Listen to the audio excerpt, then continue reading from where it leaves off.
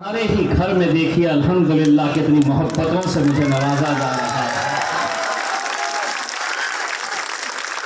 अतीक हारने के बावजूद भी हारा नहीं है, उसने लोगों की मोहब्बतों को जीता है। यह अलग बात है कि कुछ आंकड़े कम हो गए होंगे, यह अलग बात है कि जो मेरे कायद बैरिस्टर असदुद्दीन अवैसी पार्लियामेंट में पिछले 20 सालों से अकेले बैठते थे, यह आप लोगों की दुआओं का नतीजा है कि 5 साल उनके बाजू बैठने का शर्फ मुझे भी हासिल हुआ था।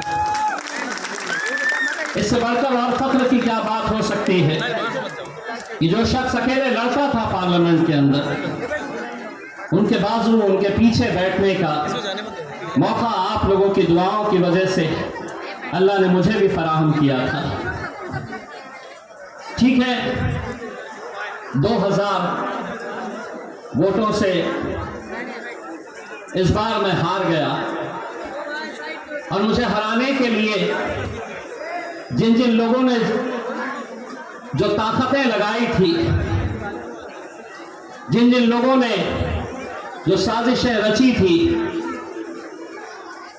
आज अगर एकनाथ शिंदे के जितने भी आमदार हैं उन्हें लोग गद्दार कह के पुकारते हैं, मैं समझता हूं अगर मुसलमानों का सबसे बड़ा गद्दार है तो लाल टोपी पहनकर तुम्हारी गलियों में घूमने वाला ये अबू आसिम है।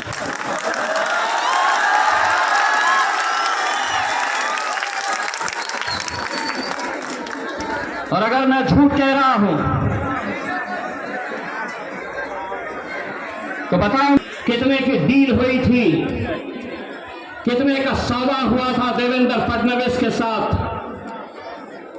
इम्तियाज जलील को हराना है, तुझे हमारी मदद करनी होगी।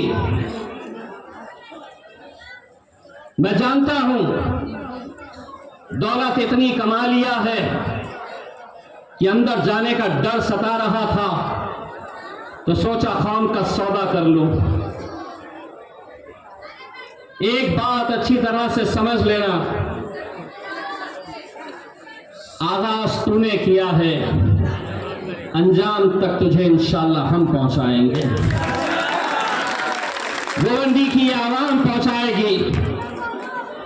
जिन माओं ने, जिन बुजुर्गों ने हमारी हार पर, अतीक की हार पर अपने आंसू बहाए, गिड़गिड़ा कर रोए, मैंने कितने ऐसे बुजुर्गों को, कितने ऐसे घरों में उस दिन खाना नहीं बना क्योंकि वह अफसोस मना रहे थे ये नौजवान लड़के के हार का, औरंगाबाद से इम्तियाज जलील की हार का। लेकिन हम यही कह रहे थे कि हम गिरे हैं, इसका मतलब यह नहीं है कि हम उठेंगे नहीं, इसका मतलब यह नहीं है कि अब हम खड़े नहीं होंगे, दौड़ेंगे नहीं। मुझे अतीक ने कल बताया कि इम्तियाज भाई 2 दिन पहले परमिशन मिली थी, लेकिन पुलिस वाले अब कह रहे हैं कि ये इलाके में जलसा नहीं होना, बहुत दबाव डाला जा रहा है। मैंने अतीक से कहा, इलाके कुत्तों के होते हैं,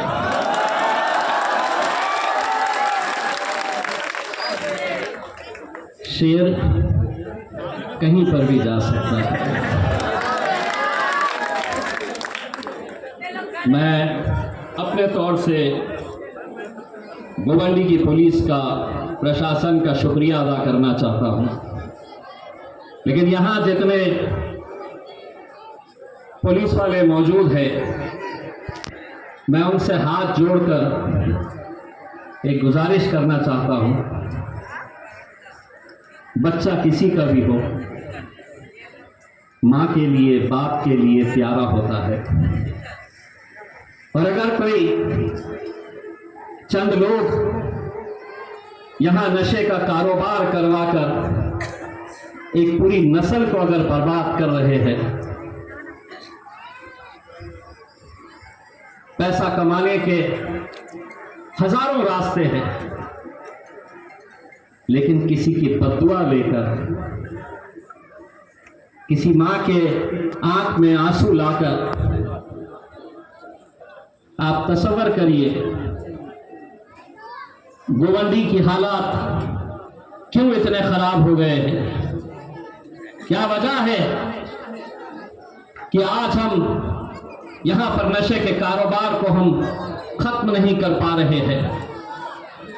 दोस्तों, बड़ी जिम्मेदारी के साथ ये बात कह रहा हूं, महाराष्ट्र में ही नहीं पूरे हिंदुस्तान में अगर नशे का कारोबार अगर चलाया जा रहा है तो सरकार इसके पीछे है। सरकार के इशारों के ऊपर इन बस्तियों में, इन मोहल्लों में, इन गलियों में ये नशे का कारोबार चलाया जा रहा है ताकि इन्हें कमजोर किया जाए, इनकी नस्ल को बर्बाद किया जाए। वरना क्या वजह है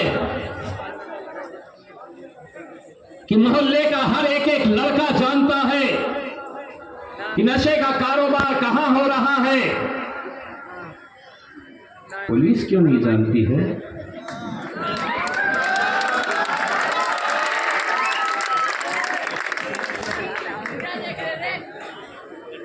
जानती है, सब अच्छी तरह से जानती है। हम आपकी तरफ से कि मोहल्ले का हर एक एक लड़का जानता है कि नशे का कारोबार कहां हो रहा है। पुलिस क्यों नहीं जानती है?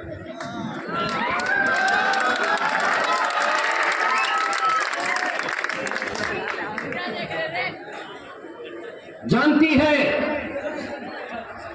सब अच्छी तरह से जानती है। हम आपकी तरफ से गोवंडी की पुलिस को एक पैगाम देने के लिए आए हैं। धंधे आप नहीं बंद कर सकते तो अल्हम्दुलिल्लाह हम में इतनी ताकत है कि हम आकर बंद करवा सकते हैं।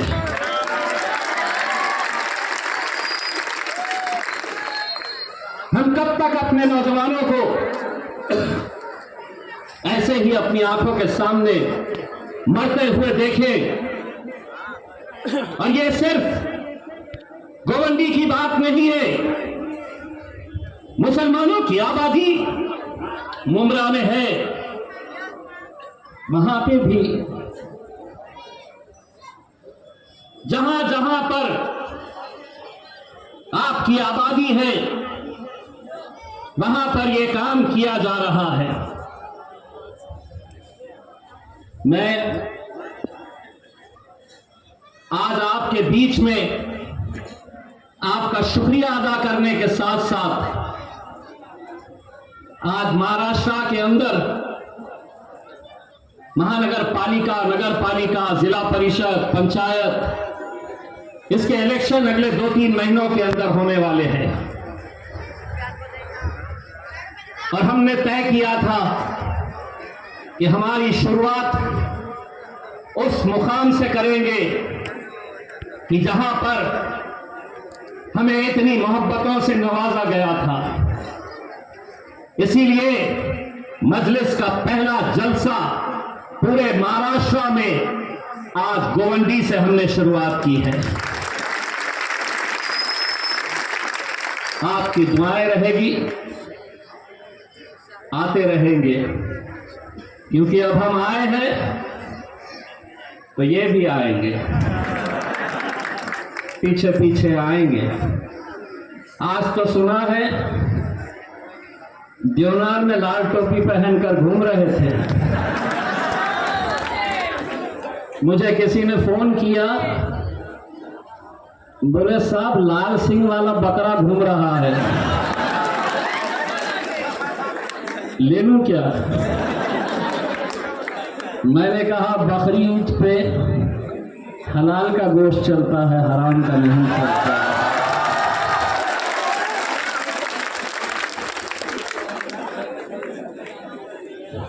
नौटंकी बनकर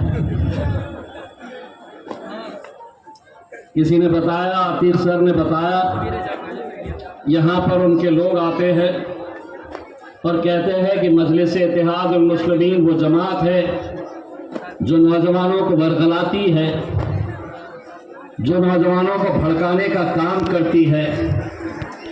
हम सेक्युलर पार्टी है। जूती पे मारता है इम्तियाज जलील तुम्हारी जैसी सेक्युलर पार्टी है।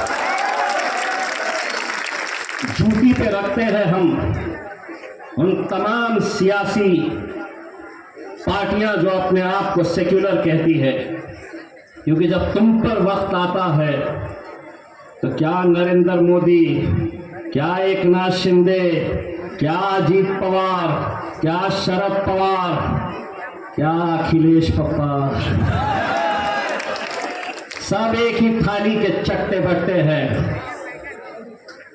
और अगर हम फिरका परस्त हैं तो है, जो भाषा तुम्हें समझ में आती है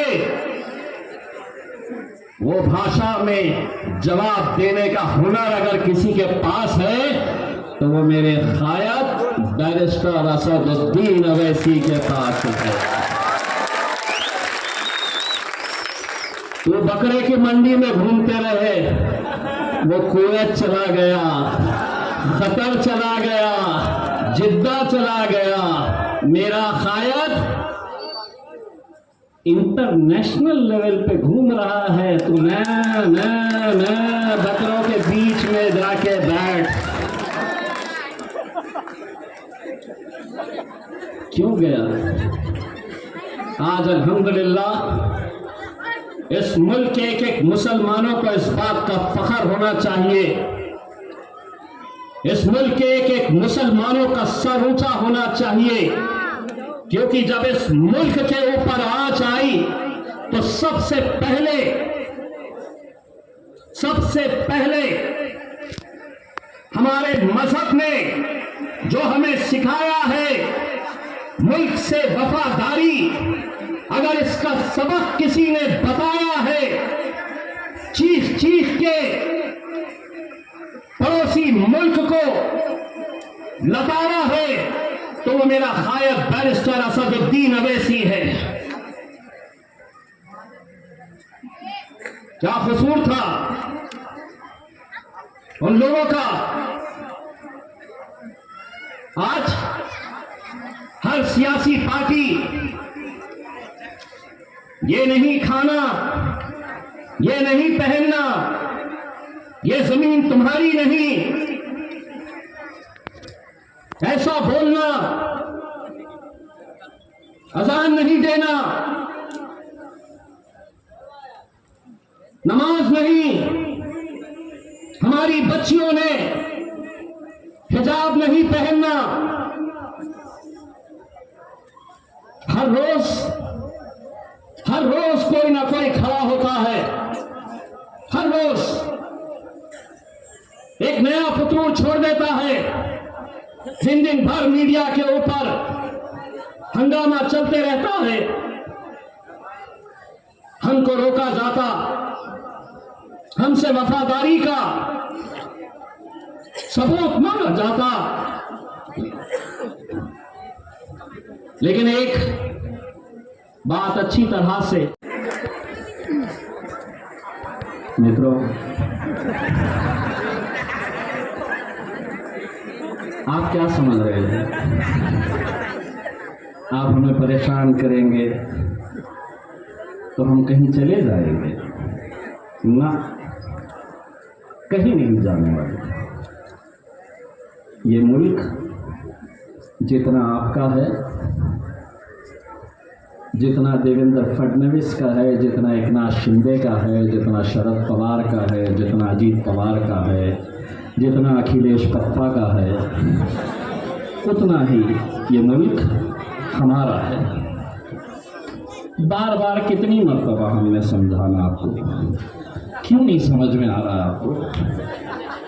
आप समझ रहे हैं कि इनको ऐसा परेशान करूं ये कहीं चले जाएंगे।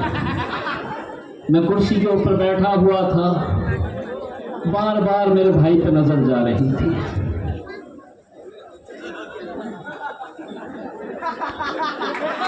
उत्तर प्रदेश की याद आ रही थी।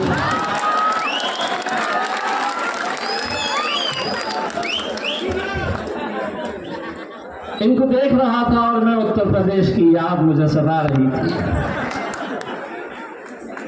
एक दिन तकरीर में कह दिए यहाँ के मुसलमानों ने कटोरा उठाना और पाकिस्तान चले जाना हो रहा है। सोन तखले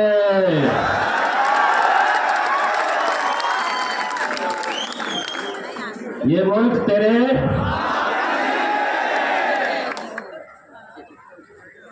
मैं जैसे ही बोला पुलिस वालों ने कैमरा उठा लिया। मैं बोला बनाते आप, केस बनता अपने पे। कहां से बनेगा जी? हमने तो सिर्फ आधा बोले है ना, आधे पे केस थोड़ी बनता है। सबूत तो पूरा चाहिए होता है। ये मुल्क तुम्हारे।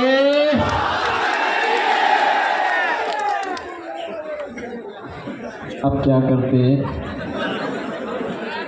अब क्या करते? लाल सिंह वाला बकरा फोन करेगा, बनाओ केस। हम बोलेंगे ए बकरे ये ले।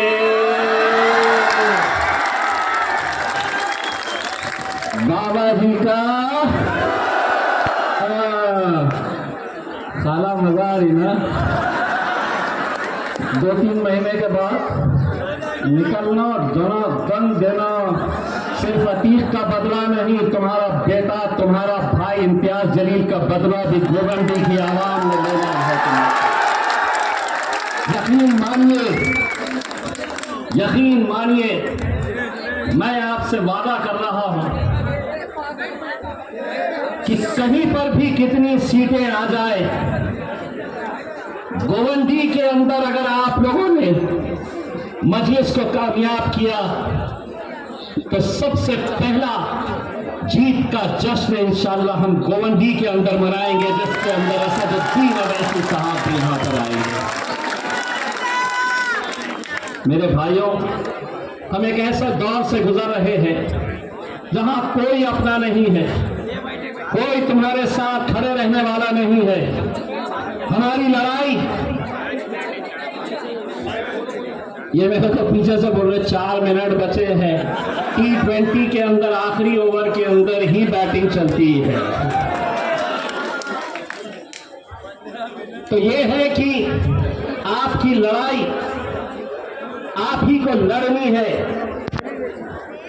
आप अच्छी तरह से उस मंजर को जानते होंगे जब मेरे नबी करीम सल्लल्लाहु अलैहि वसल्लम के खिलाफ गुस्ताखी हुई तो हमने कहा कि हम 4 लोग 10 लोग जाकर किसी पुलिस अधिकारी को हम निवेदन दे के तस्वीरें नहीं छपाएंगे। अगर तुझे भाषा रास्ते की समझ में आती है तो हम रास्ते पे आएंगे। और अल्हम्दुलिल्लाह पूरे हिंदुस्तान की तारीख के अंदर मेरी कोई हैसियत नहीं थी, मेरी कोई ताकत नहीं थी, लेकिन मेरे आका, मेरे रसूल मोहम्मद सल्लल्लाहु अलैहि वसल्लम का नाम जब आया तो अल्हम्दुलिल्लाह महाराष्ट्र की सड़कों के ऊपर सरों का समंदर नजर आया। एक एक नौजवान रास्ते के ऊपर निकल आया। अगर एक बार हम आ सकते हैं, दोबारा कोई हिम्मत करा तो दूसरी बार भी बंबई को जाम करने की ताकत अल्हम्दुलिल्लाह हम रखते हैं। मेरे साथ नारे तकबीर, नारे तकबीर। जज़ाकल्लाह, बहुत बहुत शुक्रिया।